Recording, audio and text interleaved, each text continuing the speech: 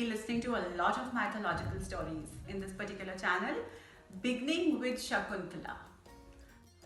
So, Shakuntala was a very beautiful princess.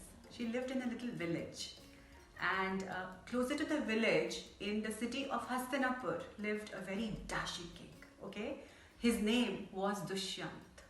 One day, Dushyant decided to go for a little hunt, and as he was on his chariot trying to hunt down a deer, he saw in the vicinity a very beautiful girl picking flowers. He was awestruck by her beauty, and as they say in every Indian movie, it was love at first sight. As much as Dushyant liked Shakuntala, so she liked him. And gradually the love between them developed until they decided to secretly wed.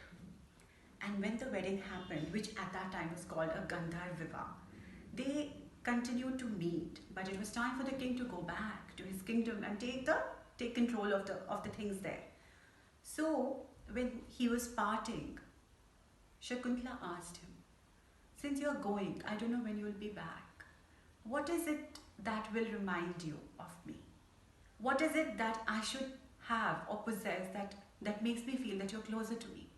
So he didn't know what to do. So he just, on his finger had a little ring, and he took it off and he gave it to her and said, "Well, keep this. In any case, I'm going to come back and take you away very soon." So days passed, months passed. In fact, when it was closer to almost a year, she got so sad that one day she was just sitting in his thoughts when a monk, Durvasa Rishi, passed by. And seeing Shakuntala engrossed in some deep thought and not listening to him, he called out her name twice. And when finally Shakuntala realized that Durvasa Rishi was actually calling out to her, she woke up with a fright. By then the Rishi had got really angry, and he cursed her. He said, "The one whose thoughts you are engrossed in will forget you forever." Now, Shakuntala, deeply in love with Dushyant, could not bear this, and she went pleading to the Rishi that please take your curse back. I am so sorry. And the Rishi, because her conduct in the past was good, so the Rishi said, "Okay, well, I'll change it a little bit. If you show him something that belongs to him, probably he'll remember you." And that was when Shakuntala heaved a sigh of relief, because she had his ring. Now, she was pregnant, obviously, with his child. She delivered a little baby boy who they later called Bharat. And Bharat is on whose name we know India as Bharat. Now she decided to go in search of the king because he hadn't come to fetch her.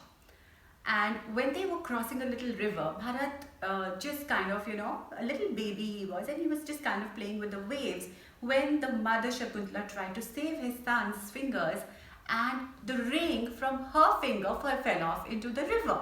And then there was a little fish. The fish swallowed that ring, and Shakuntala didn't even realize. How sad.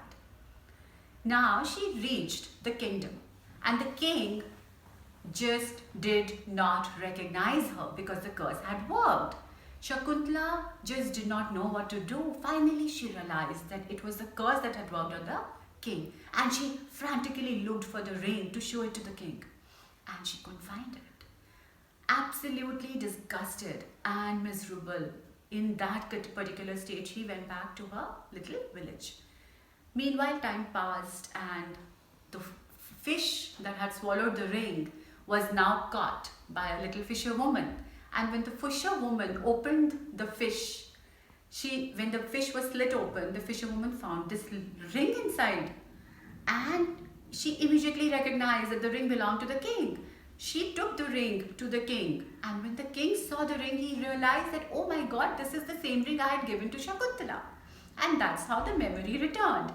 And that's how the other part of Durvasa Rishi's curse came to fruition, because he remembered Shakuntala and he remembered her with the boy she had carried to the kingdom. And as all love stories end happily, This one also ended very happily on the note where the king ordered the men to go and fetch Shakuntala and get his son back. Now, if you want to listen to some more mythological stories from India's glorious past, subscribe to this channel and keep hearing to nicer stories every week. Thank you.